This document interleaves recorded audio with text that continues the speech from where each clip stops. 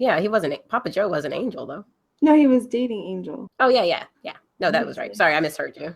No, you're We should good. totally start the episode with this. I know, right? Just basically, everybody's gonna be like, "What is going on?" Rent. That's what's happening. The Flashers podcast? Yeah. I don't get it. This is the Flashers. Hi. I think that's a great opening. I'm not even gonna try to get on the same "We're the Flashers" as you. That's how we're gonna start it. That's good. I'm good with that. I also just need to know where the hell that humming's coming from. There's a dun, dun, I hear it. I think it's from you though. but I have nothing. Do I? Who knows? Is it your computer? Perhaps. I'm back in my bed again. I decided that this is my favorite way to do this now because I'm laying in bed and not sitting in a chair. And I think that's great. That's nice. You can't see Abraham Lincoln today, but he is still there. Yay. I have extra things on the table with me today, so I had to re-angle my camera. That's cool. I can see Jim and the hologram, so that's good. Yeah, my art prints. Those are actual cells from the cartoon, model cells. Like they used them to visualize what the clothing would look like. A friend of mine bought those for me many years ago. That's a good friend. He may have been in love with me, but he was also a good friend. He was also a good friend. Like we went to San Francisco together. Great guy. Haven't talked to him in a while though. Sad. I feel like I'm not as good of a friend as that, but you know. You have some catching up to do. I mean, once you take me on a trip to San Francisco, gotta up the game. I don't know. I'm trying to get you out of debt. Does that help? Trying to help you with your finances. That's pretty good, right? That's a good move. I'll accept that for now. Setting us up you for can just a Europe trip. Feed me and feed me biscuits and gravy when I come visit. Oh, absolutely. I will do that all day. I'll even spoon feed it. Pie. Yeah, I'll make you pie too. Ooh. For those of you who don't know, I like to make food and eat it. I also like to eat food. I don't like to make it though, so now I have to travel to Tennessee. Oh, yay! One day we should have a just questions podcast where we just ask and tell things about ourselves to all 12 of our listeners. I was just gonna say, who's asking us questions? I don't know. We can just make up questions for ourselves and ask them. The people who know us. I know. Our moms and our dads and our significant others. No, my mom doesn't listen to the podcast. Neither does mine. I don't want her to. I'm afraid of what she would be like. You shouldn't say that. You're never going to get a job. It's on the internet forever. So yeah. So in case anyone there didn't know, this is actually a podcast about The Flash. It is the CW's TV show. And I don't even know what episode number this is. I don't even know why I just brought it up because I have no information. Yeah, I don't know either, which is why I named it The Flash's episode after the winter premiere. What number are we at? It's the title of today's podcast. What number is this? Yeah, pretty much. Is it over yet? Do you even call it a podcast anymore because it's on YouTube because we're poor and took it off of SoundCloud because they make us pay for stuff? I mean, I don't. Then what would we call it? Because you can't see us. Just random recordings. Random recordings of Kate and Camille talking about the Flash. That's going to be our next podcast. Once we get tired of The Flash, it's just going to be random recordings with Kate and Camille. Ooh, I feel like that'd be a hit. I think that would probably pretty darn amusing. Yeah, I think so too. The Flash just makes us stay within these boundaries that I just, I don't want to do. It's your idea. Oh yeah, it was. But I also there are a lot of ideas that I have that I genuinely don't want to do about 5 seconds after I have them. Okay. I feel you. But yeah, so I guess we'll talk about the episode at some point. Might as well start now. Yeah, probably. Yeah. Okay. All right. Yay! It starts with HR. My whispering blue-eyed angel man who was reincarnated many times. I guess not really reincarnated, but I did have that thought, while watching this episode. I don't know why this episode in particular, probably because they kept bringing up the other HRs throughout the episode, was that and I don't know, I think we've touched on this a little bit, but it must be nice for Tom Cavanaugh to have been able to portray 3 different versions of the same person. It's almost like he's, Sally Field and Sybil. He's just, it's fun. Like, you're not trapped in this kind of character. And like, kind of when we were talking about how like Caitlin gets to be Killer Frost and how big of a change that is, or when they all were playing their doppelgangers at one point from Earth 2. So I think he's on like character number 3 now. I don't know if they're gonna. Seems like they might stick with this one for another season or 2. Might be interesting for him to have a new character every 2 seasons. That would be funny. But then I fall in love with one, and then he goes away, and it's just too heartbreaking for me. Well, the one you fell in love with was evil. To be fair, was it? Well, the first one, yeah. Oh, it was just, well, that probably makes sense for me, really. So yeah, the episode does start with HR in a fantasy. Should we say a fantasy montage? Yeah, working on his book. We find out that he's working on it while actually he's supposed to be helping with a situation that the Flash and Kid Flash are in. So he's going on in his head about this story. Meanwhile, in real life, they're trying to solve a crime or stop a crime from happening. Yep. And I just really appreciate that, because last week I talked about how Julian was probably going to be freaking out about like the rules and the time and everything. And first thing he says is he makes a comment about disorganization, and I was like, yes. Which I am so here for Julian. I'm loving Draco. I will say further into the episode, his brutal honesty and his like bluntness is very amusing. I enjoy it. I enjoy that part. Like, I'm glad they kind of have that person who's there who's like, yeah, no, that's a terrible idea. Right. I'm going to go over here now. But at the same time, every time he walks in and says, Barry, I'm just like, hello, Potter. Like, he uses the same cadence when he walked. I think he did it in this episode. He walked into the room and he was like, she's right, Alan. Or Barry, and I'm like, hello, Potter. It's just, I don't know. It's the Harry Potter in me. I forget that he's Draco in this, and maybe it's because I didn't really. You're not a fan. I just jumped on the Harry Potter bandwagon, like New Year's Eve, 2016. You will never know the agony of trying to finish an 800-page book in 6 hours before you have to go to work. I won't. I might. I said that I wanted to read the books. But yeah, I guess I was a hipster even whenever I was younger, because I was just like, nah, too popular.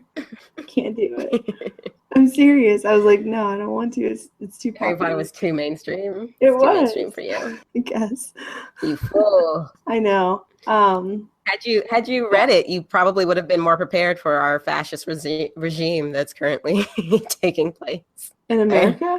I'm like, oh man. Yeah. A lot of parallels can be drawn between current events and Harry Potter. So. Yes. Well, apparently that could be a whole other thing. We digress. But shout out to J.K. Rowling for all of her awesome tweets. Man. I'm sorry. I know we're like way off topic right now. Quite honestly, this episode was a little boring for me. But J.K. Rowling, if you don't follow her on Twitter, if you don't have a Twitter, I would say get one and only follow her, because it is worth it. Absolutely 100%. She's just like a straight up go. She is Killer Frost of Twitter. It is just amazing. She's so savage. She is. But I also respect her because she gives her money to charities and actually tries to help people. And I don't have a Twitter because mine got hacked. Also, I never used it, so whatever. But one of my friends who is very much into Harry Potter sent me an article with all of her tweets, and I was like, that is bravo woman. She is boss for sure. But anyway, I guess we'll get back to this, and I'm back to this show we talk about weekly. Back to my stupid idea. But anyway, yeah, so I have a little trouble separating that, and they keep referring to the thing as the Philosopher's Stone. Like, it's just, there's no way for me to separate between Harry Potter and Tom Felton being on The Flash right now. I know that does a disservice to the actor, but it is what it is. It's very helpful that he doesn't have his very bright white hair. Like, yes. The fact that he just looks so normal. And Draco was kind of a little like, he was a little weenie. Like, he was so infuriating because he was just such a little whiny, snivelly brat. And this guy, Julian, he's not really whiny or snivelly. He's just inconsistent about whether or not he wants to reveal things or not. Like, I'm going to hold it all inside, but the next day, if you ask me again, I will tell you everything. So all my dirty laundry. Yep. So what else happened this episode? they go and save cheerleaders, and I noticed that the cheerleaders are wearing Kid Flash and the Flash colors. They had red, yellow, and black on. Oh, good eye. I did not notice that. I didn't know if they did that on purpose or if they were just like, we have some leftover material. Make some cheerleader outfits. Just put them in those. That's fine. But yeah, it was very adorable to see Wally with his own little fan club emerging. It does raise the question though, like, so masked superheroes, which most of them are. Masked. Okay, I was like, what are you saying? I thought you were masked. That's a hard word. Masked. You have like the K is so like hidden in there. Masked. It's much like ask, where people end up saying axed. Well, I don't say axed. Well, nobody does. Well, I mean, people do. That's like when people say axed. Okay, nobody says. People do say it. But I feel like I should say masked heroes. Masked. This is much like our hour. It is. So yeah, how it to my point now. Right. Maybe this is why listenership is down. No, how masked heroes like capitalize on their heroship in a romantic way. Like, because Wally, I mean, he would have to reveal his identity to get any of those girls to go out with him. Like, he can't just always be dressed up like Kid Flash. That'd be so funny. One, because the costume is slightly ridiculous. And two, unless she's really into that kind of thing, it just wouldn't work. Anyway, that was my thought during that moment, because clearly I was paying attention to the plot. Yeah, and then they go, I don't know, the next thing I see is a Lego scene, because I was just like, that looks like fun. A what? A Lego scene. They did the park and all that where Iris gets killed with Legos. I thought that was awesome. Yes, we are missing a little bit, but did I skip over that? We find out that Iris does still have a job that she goes to. Oh, did I miss that entirely? Because she's talking about writing a story on the arms dealers that they were pursuing potentially during the first scenes. Wait, was that? I thought that was toward later. Well, no, that's like her thing. The whole episode is like she's trying to write this story, but she's telling that. I just didn't know that we found out about that so soon. I was not paying attention for a good second because I was trying to get stuff, maybe my notebook, and I was on drugs, allergy medicine. So.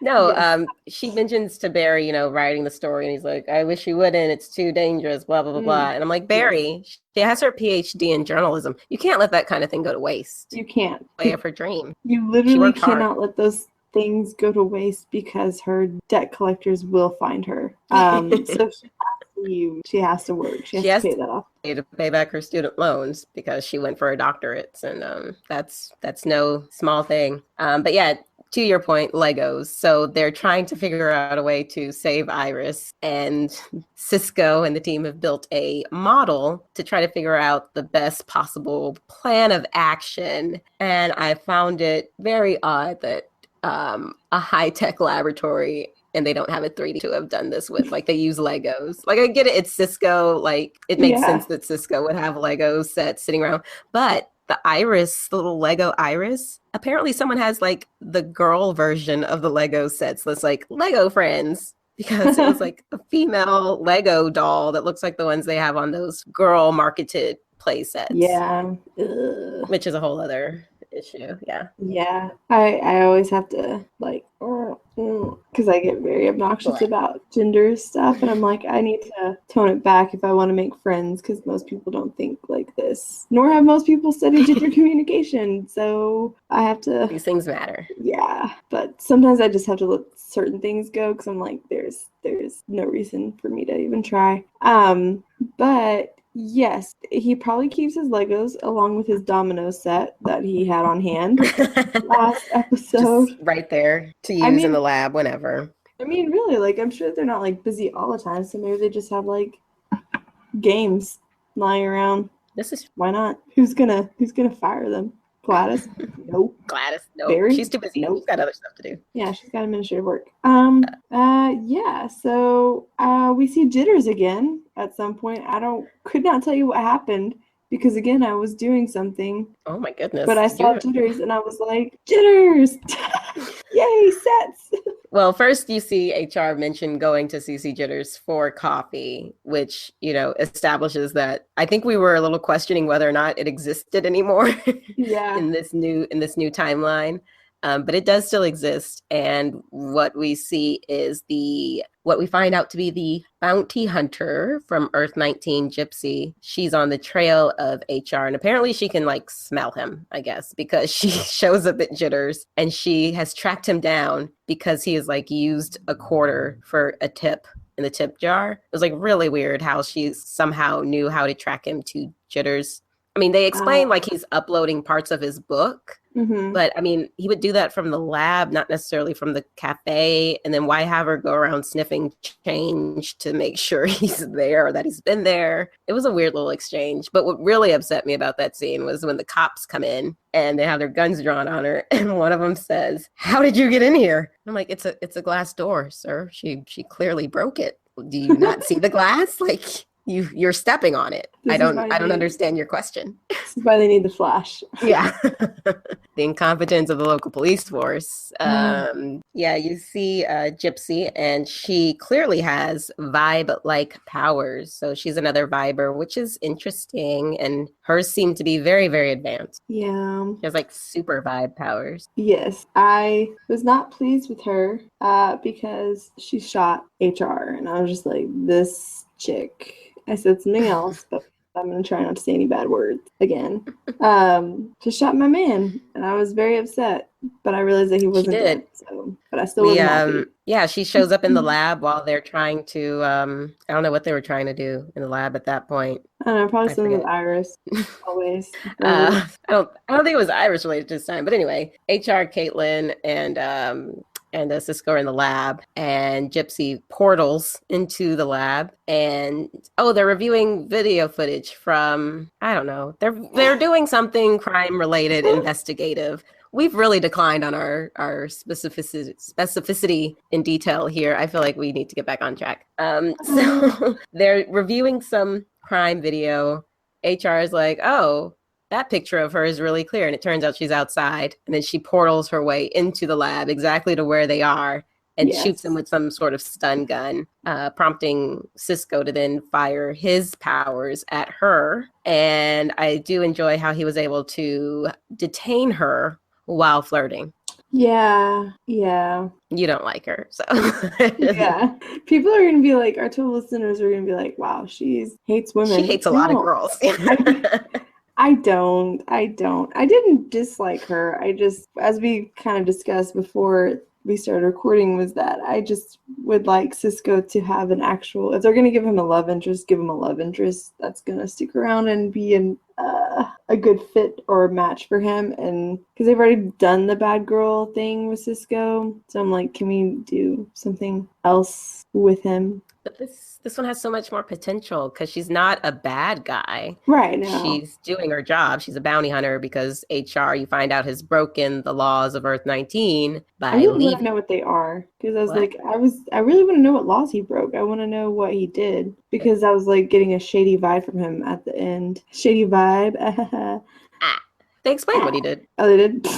Oh my gosh. Did you watch this episode? Earth 19 has a law that you cannot portal to other Earths. You can't jump Earths, dimensions, whatever you want to call it. Oh. Because they were once invaded that way. And so they outlawed it completely, the consequences of which are death. And HR initially doesn't want to reveal what he's done. Barry asked him in that moment. And you also learn that the reason Gypsy was able to find him is because he's been uploading his books for some reason back to Earth 19 for publishing. I don't know if his hard drive was there and that's really where he wanted to keep them. But But I guess that's where he would make his money or continue his career, because he can't really there. I guess he has a different base in Earth, wherever. Yeah, I thought that he portaled to Earth, whatever. Is it just Earth? Are they just on Earth? No, they're on Earth. They're on Earth. They're on Earth. Okay. Yeah. I thought he portaled from Earth 19 to Earth because he had done something else. And she was like, it's illegal to jump Earth when you've done something wrong. Almost like fleeing the country, but fleeing the world. Yeah. No, later he kind of explains that he wanted to leave. And again, he may or may not be hiding something else. I didn't get from him that there was something else that he was hiding, but his basic reason for leaving Earth 19 was just he felt like he was inconsequential and he didn't like his life. He didn't like what he was doing. He didn't feel like he had an impact or any real meaning there. So he wanted to I think there's been mention of him having done something else and he wanted to kind of redeem himself in some way, but that's basically what it came down to.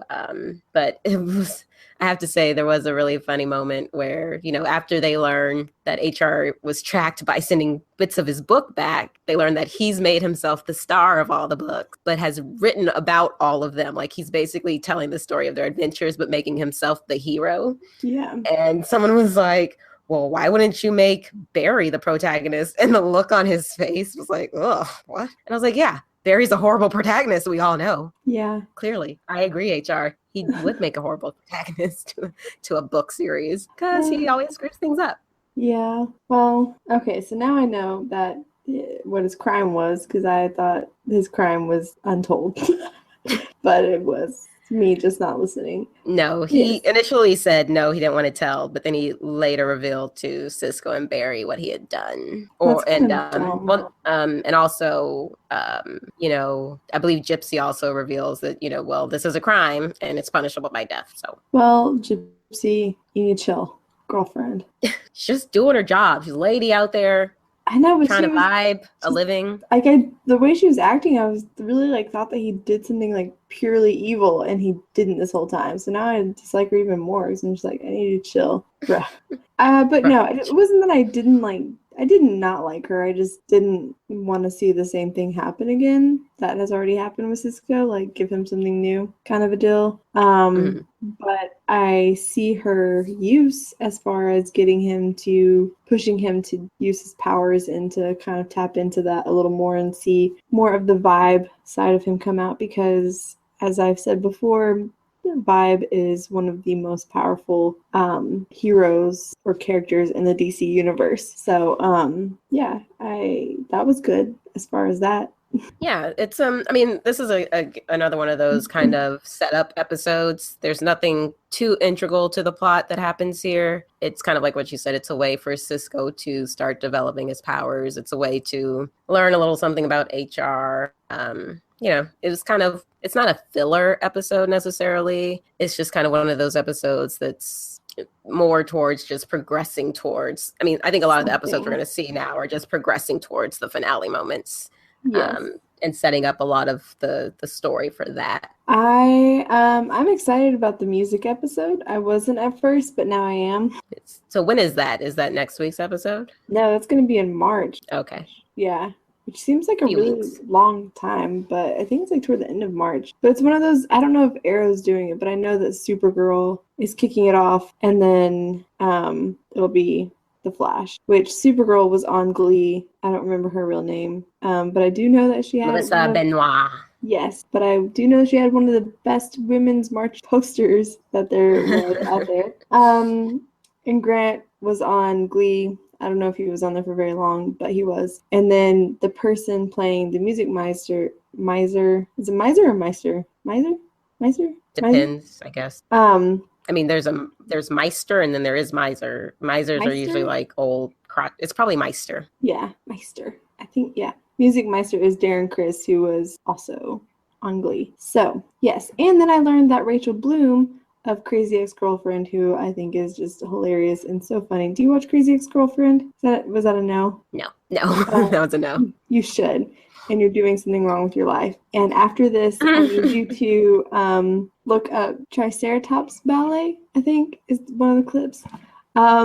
Really great. And it's weird. But she wrote one of the songs for the episode, one of the episodes, Super Friends or something like that. So Yay. It's a big old CW mashup. So, crossover. Well, we shall see. Musical episodes of TV shows are not typically a hit unless you're Joss Whedon. That one was good. But I think this one will be good. I think that they all have talent. So I think it will be good. Well, I mean, talent-wise, clearly almost everyone on that show is a talented singer. Like I said, Joe was in the original Rent. Yeah. So I don't feel like it's a lack of musical talent. It would be the writers and yeah.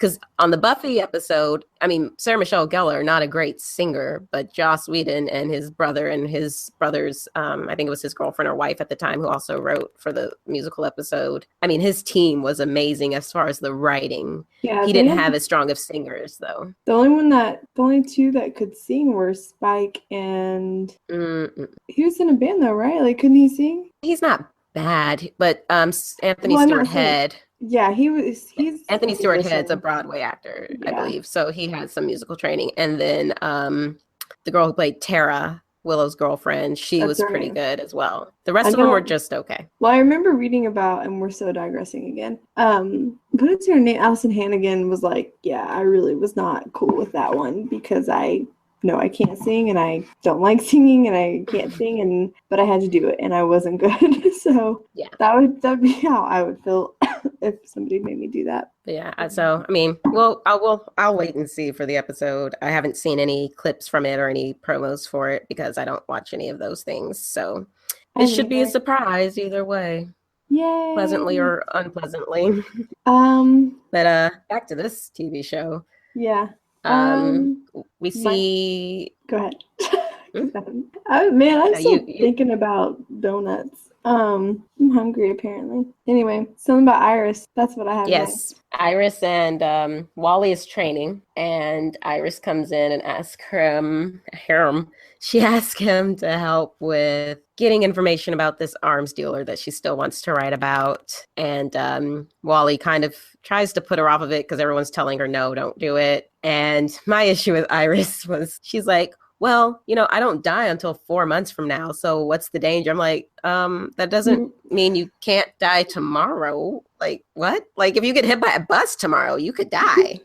If you stab yourself in the heart, that's probably going to do it. Like, right now. Like, yeah, you could do that now and still die. Like, the 4 months isn't written in stone. We've established that. Well, that's what everyone's working towards, I will say at this moment, though, and I totally called what happened at the ending. Oh, you did? With him. I did. I thought it, and I wish I would have said it out loud to the person sitting in the room with me, because at the end I was like, I knew it, because they kind of built that into it, the fact that they keep harping on how fast Wally is. Yes. Julian has basically told Barry that there's no way he's going to be fast enough to save Iris in 3 months, 4 months, whatever. Yeah, I think they should make an episode where Barry starts taking like a human growth hormones, HGH. See what happens. Yeah. Well, there was that one drug that what's his face Zoom was taking to maintain his speed force. So what was it? Something 9 or? Oh, I don't know. Who knows? Who knows about those crackhead speedsters?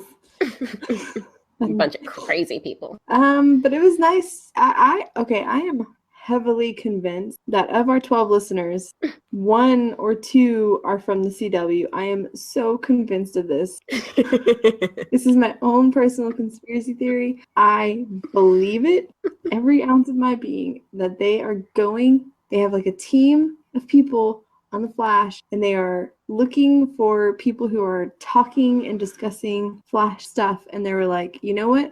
We're going to listen to these 2 people, even if they go on random things, because they have the opinion of women, and that is our demographic for like a very small percentage, because of course women can't like comics or anything like that, unless we put pink on it. Anyway, so they are listening to us, and they were like, you know what? You're right. You're right, Kate. She does look like she is dressing like she's from like shopping at Forever 21 clearance. And we are going to put her in normal adult clothes because her clothes are not matching the amazing apartment that she has or the job that she has. So we're gonna put her in normal clothes and we're gonna show her at work again. You're right, Kate. You're right. I have to agree with you. I mean, clearly they have. I've tweeted at a couple of the actors about our podcast before. They've not responded yet. Well, I hope it wasn't Candace because she's probably. It was not. No. Okay, thank you. She was the last person I wanted to hear our podcast. Yeah. But you were right about stuff too that they seem to have fixed. No, like with Caitlin, like Caitlin said everything that we have basically been saying throughout. So Killer Frost, that episode where we were like, yeah, Barry, this, and this, we had been saying before. Oh yeah. I'm trying to think. There is something I can't think of that you had said. I can't remember either. I will say because I had this discussion after the episode when, you know, it revealed what I had assumed they were going to reveal, which I guess I can just say it. Like, well, no, I don't want to say it yet. But I was like, I don't know if the purpose is to have the viewers figure stuff out before the characters do, because it seems like the time with this show, or like we do this all the time with the shows, like we can see where they're headed with things like 10-minute, like well before the characters in the show. Foreshadowing, that's for sure. They have and it's slightly aggravating, but I feel, you know, a lot of TV shows are very formulaic, of course. I've watched so much TV over my lifetime that very few TV shows surprise me. Their formulas are all pretty much the same. Oh, that's why you should watch This Is Us. No, I don't feel like crying while I watch TV. How to Get Away with Murder is one of the only shows out there that I watch right now where I am surprised when stuff happens. Oh, I couldn't watch that. I tried watching it, I was just like, I don't know what's happening and I don't feel like paying attention.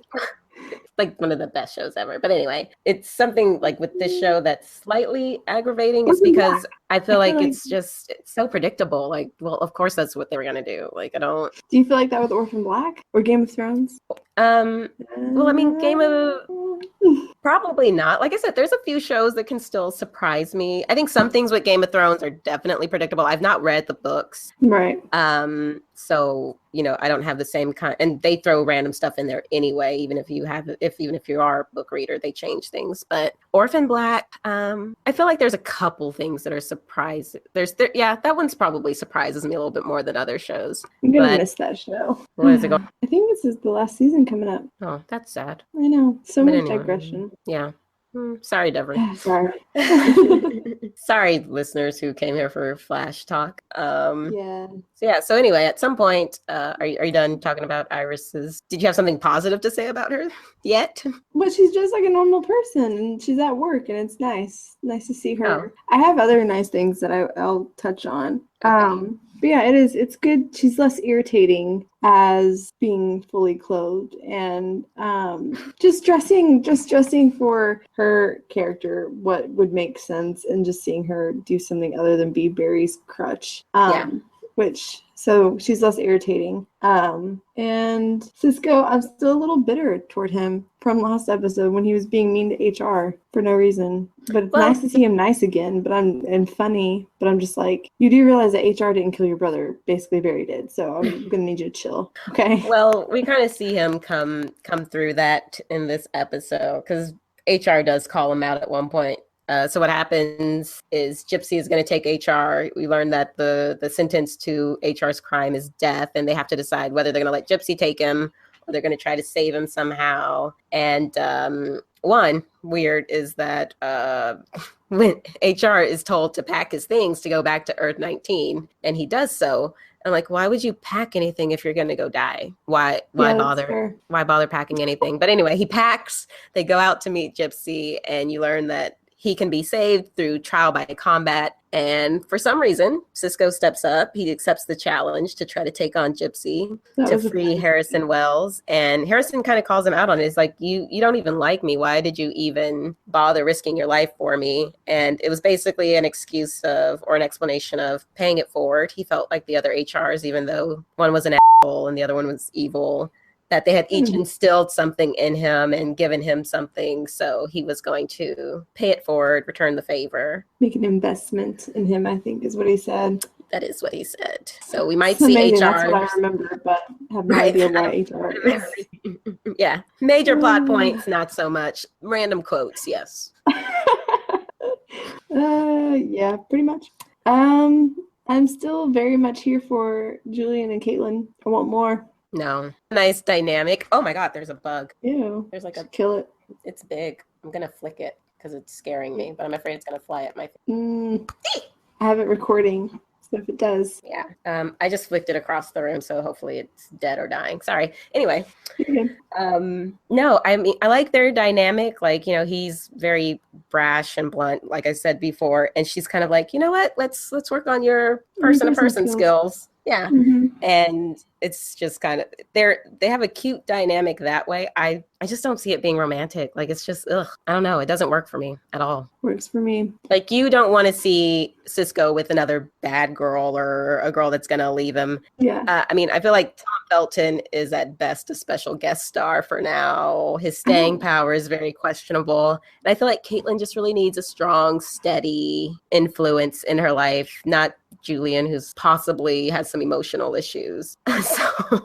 Yeah, but then it's just I like it because, you know, first Caitlin gets married quickly just so she can get married, and then the guy, because she wants to be married to the guy that she was supposed to marry, and then he disappears or dies or something happens to him. I don't really remember because I never remember when people die. And then she rebounds with Jay Garrick, who's a Fruit Loop, and not Papa Jay Garrick, but like Zoom, basically. Right. And so I'm like, okay, like at least Tom Felton's character is nice and he's blunt and he'll straightforward. Isn't gonna, you know. I mean, I can see following for Jay/Zoom. He was attractive and nice, and he seemed to be doing the right thing the entire time. Julian's been kind of like on the outs from the start. Exactly. Little underdog who's just I'm here for it. Okay. But it is a lot of it is that dynamic of he's a good guy, but he is very blunt, and she's kind of sweet and docile and all that, and so it's that a foil to one another. But yes, I'd like more of it since you're listening, CW. More, please. You know he's not doing anything else. I would like less. Well, don't listen to Camille. She's got bugs flying at her. Less. So yes, this brings me to my nice moment. My second nice moment, I would say, toward Miss Iris West. I like dying Iris West, even though she's not technically dying, but she is going to die, possibly. Yeah, I'm all for that. I like her much better. I think just because you're trying to get rid of her. It's not. It's that she's actually she's doing something. She's actually working. They're showing her working, and she's not just standing in the lab with a blank stare on her face. Which has basically been her whole character for like this first part of the season and probably last part of second season, if I remember correctly. So, yeah, she's actually doing something. She's being a little annoying about it because, like you said, she thinks that she's invincible just because 4 months later she is definitively supposed to die. But she acts like she can't alter that, which is a little dumb and irritating. But at least she's a go-getter, and she's like, hey, I'm not afraid to die. I just want to actually like make a mark and leave something good in this world. And I was like, respect, Iris, respect. So yeah, that was so she had a couple of weird conversations. I feel like one, she's trying to distract Joe in the police department while Wally takes pictures of the files, and I was like, okay, this was your plan. Why didn't you have a viable conversation with him? And then her discussion later with Barry. Didn't Joe think that like she wanted to have kids or something? Yeah, she started talking about like having enough love for another person in their relationship, and then she diverted it to being, let's get a dog, or we might get a dog or a cat. It was like a bad. Yeah. I mean, I get it. Like, it's supposed to be funny, but it wasn't. It's supposed to be funny, but it was just like, you should have had a plan. Like, you're a journalist, get it together. And then later when, she and Barry are talking about, she has her breakdown about how she's not afraid of dying. She's just afraid of not leaving anything behind. And Barry's like, your mom didn't leave nothing behind. She had you and Wally. And I was like, Iris doesn't have kids though, Barry. What? Like, that doesn't make any sense. That's a false equivalency. Yeah. She's literally leaving nothing behind then. And she's right. Unless she gets the dog. Unless they get the dog in the next 2 months. Yes. So since we're already on that, I will say that I don't know if it's just like what's going on in America today or what, but like, which I'm sure that even before that I would have caught this and been like, yeah. So yeah, Barry says that to her, and then he's like, she left a brave, wonderful son, and then for Iris he says, and the woman I love. Yeah, that was horrible. Like, bro, like, you can't like give her any adjectives, like kind, super into journalism, like, I don't know, just like give a girl an adjective, like don't maybe like, I'm not like that. This is not what I was born to do, Barry. Like, it wasn't just to like be this little shrine, like walking shrine of your affection. Yeah, just like, really. So CW, if you're listening, get it together. Go take a gender community course somewhere, like study up, read the news. I don't know. Probably don't read the news because it's probably gonna like screw everything up as well. But no, that was very annoying, that line. He was like, and I love you. And I'm like, what? That isn't. And then later him and Cisco are talking, and Cisco is, basically fearing for his life at this point because his training to beat Gypsy hasn't been going well. They try to trick her into like capturing her so she doesn't get to take Wells back, and that fails and basically shows that they have no confidence in Cisco's ability. So, he's kind of going through this whole inner lament. He's facing death, and Barry makes it about him, and he's like, yeah, because Iris is dying, and I just feel, and I'm like, oh my God, you are the worst, Barry, the worst. Like, your friend is literally about to die sooner than your girlfriend. It's like they made Ross focus. It's like they made Ross Geller the star of The Flash. Like, Ross Geller can't stand on his own or be like they need to get him together and stop being such a freaking pansy. Like, just like, I get it, you love her, like you would do anything for her, but oh my gosh, like you can't even describe her. You can't even say like what you love about her or why she exists on this earth other than for you to love her. Right. Also, she's your sibling, so stop it. Sorry, I did like to slide that in there. Which is again probably why Julian is so refreshing to me, because he's just blunt and new and different and not this irritating lovesick thing. Right. However, you want to put him in a relationship, so with not necessarily. Well, yeah, I do. I mean, not necessarily like right away is what I'm meaning. Like, I don't need them next episode to go on a date or anything. But it's with the character that I like as well, Caitlin Snow, and even her alter ego, Killer Frost. I love her even more. So yeah. Yeah. So Iris goes and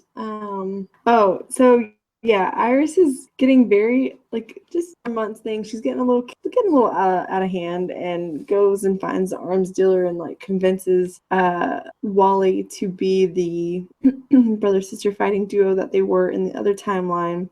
And Wally is just very impressionable. Like, he cannot make a decision on his own whatsoever. Well, she kind of tricks him. Let's be honest. He is impressionable. He's new.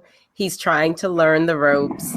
And Iris was very manipulative. She's like, yeah, well, on the other Earth or in the other timeline, we're a crime fighting duo. And don't you want to do that now? And wouldn't that be great, Wally? And, oh, Wally, don't you think it's a good idea? She's kind of doing that whole HR thing where she says something. Okay, let's not compare Iris to HR. Let's not do that. She's doing the thing where she says something and tries to make it the other person think that was their idea in the first place.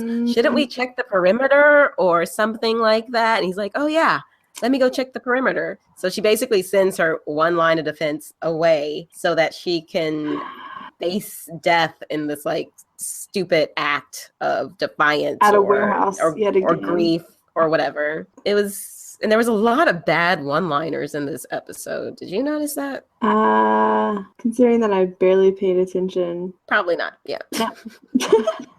Like I remembered at the very beginning there was with the Flash, and he was like, "Yeah, Christmas is canceled" or something. But then I was like, "This is like I don't remember ever hearing Barry say stuff like that." So no, he always has like a cheesy one-liner. Yeah, but like that when one he comes like, in, particularly that one was bad. Yeah, so I was like, there has to be something to this, and it was HR in the book. True.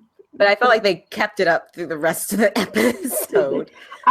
I was also distracted by Cisco always referring to Gypsy like girl, like hey girl, like I don't know, just like kept saying that and shit. Like I don't know, it was just he got very slangy with okay girl, I see how you want it. Like you're not on RuPaul's Drag Race. I don't tone it down, dial it back a little bit. And he always kind of has that kind of vernacular when he's trying to be like goofy, I guess and kind like, of badass or be, he does that sometimes, but this time it was just like, okay girl, that's how you want to do it. Okay. I'm like, you don't have hoop earrings on. Stop it. Just let it go. This is probably why it reminded me of that guy even more so. The chorizo king.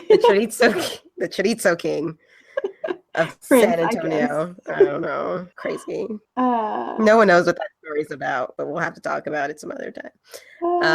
But yeah, so Iris goes, and then she's like, "You're not gonna shoot me," blah blah blah. And then yes, and Wally saves her. Yeah, comes in and saves her. But then Joe is yelling at them, and then he blames Barry yet again. And I'm like, did you just like keep Barry in your house to be your scapegoat? Because really, like you're always blaming Barry, and Barry always has like a look of like surprise, like what?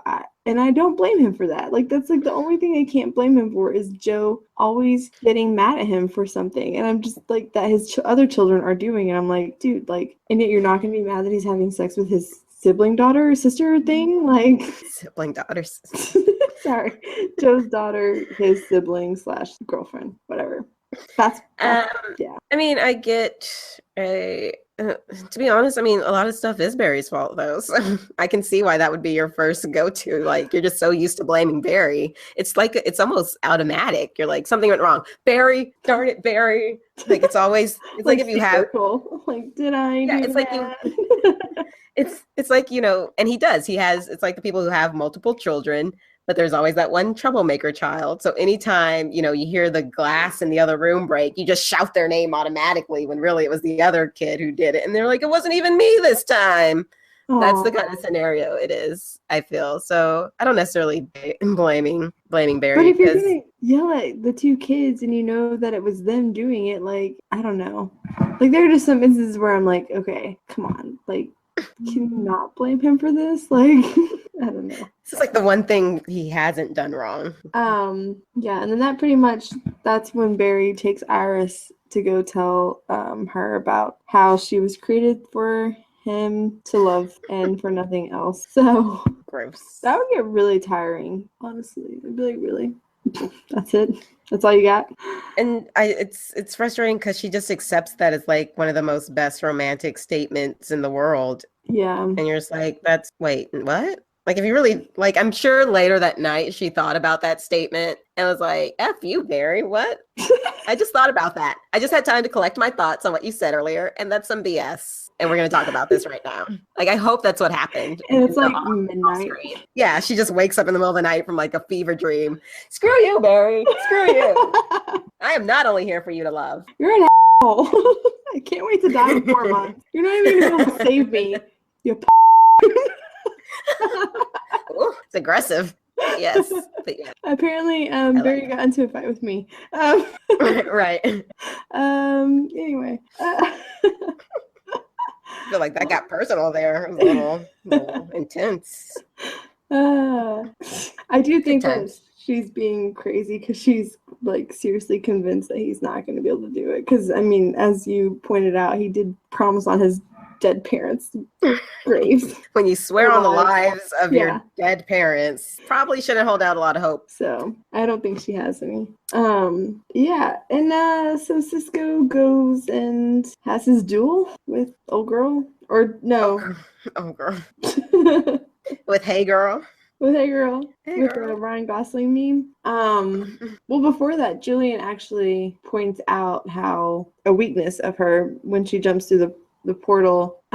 She jumps, obviously through the air, and so she doesn't have her feet on the ground, and Cisco can hit her feet and knock her down. Every time they're trying to figure out a way to best beat her, and every time Julian discovers that every time she goes portal jumping, there is this brief, short window where her feet are not stable, and that would be the one moment where Cisco, considering he hasn't been able to buff up his skills enough to legitimately beat her power to power, is able to knock her off her feet and potentially get the upper hand on her, which later after a pretty impressive battle where a portal jump through different Earths, different spaces, we see Cisco prevail and win the day, and everyone's excited, and he basically lets her off by not killing her, the person you want to date later. So that makes sense. But also, how come he wasn't having strokes? Because it wasn't just her doing the portals, it was him too. And I've asked this before, because he went from having the mini stroke in one episode to like the very next episode, or in the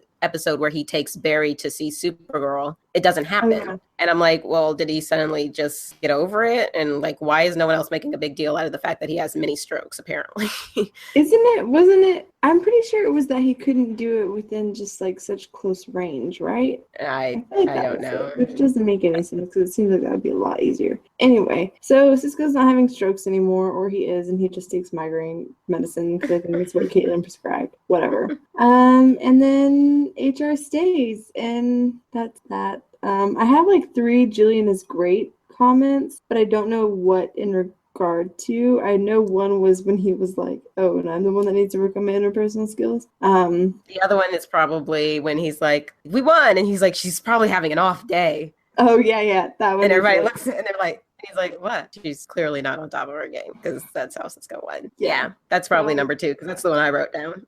Yes, that one would be it, because it's right after Cisco isn't stroking anymore. So yeah, that's so clever. And then she just left Cisco high and dry. Well, she has to go back to her Earth and tell the people that she killed Harrison, so they don't keep looking for him, and she doesn't get to soil her reputation as the #1 bounty hunter. But I mean, let's be honest, she's like one of the few people from Earth 19 who are allowed to jump from Earth to Earth. So she can always come back whenever she wants and just make the excuse that, I was hunting somebody, or I had to go check on something, la-di-da. Yeah, but she could still leave him with this. I mean, I guess maybe not. that was kind of how she kind of just like totally leave them wanting more, girl. That's how you do it. Leave them wanting more. Is that it? Is that the end of this? I mean, I feel like we made this podcast an hour longer than it should have been.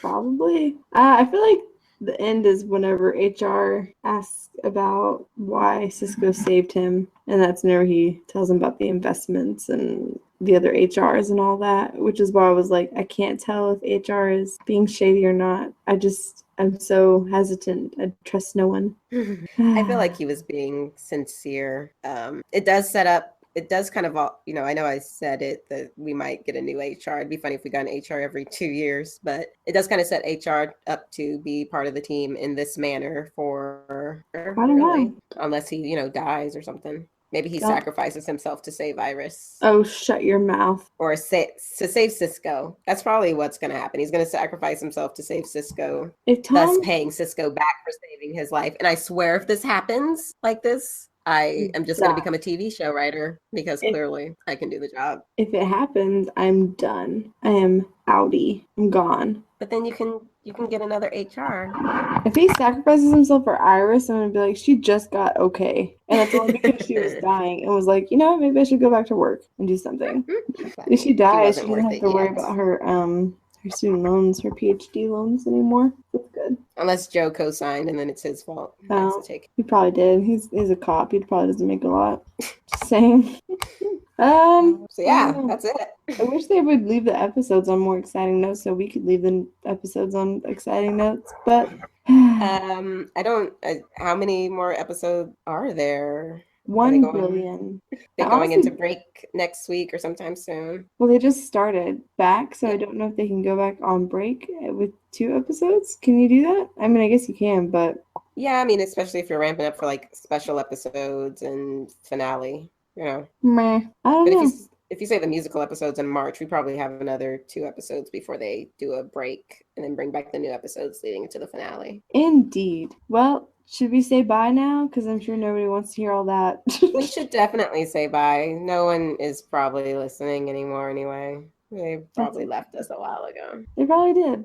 I don't care. The CW is listening. The CW is listening. But yeah, thanks if you are listening, thank you. We appreciate it. And we will see you next time for the Flashers. Bye-bye. Bye.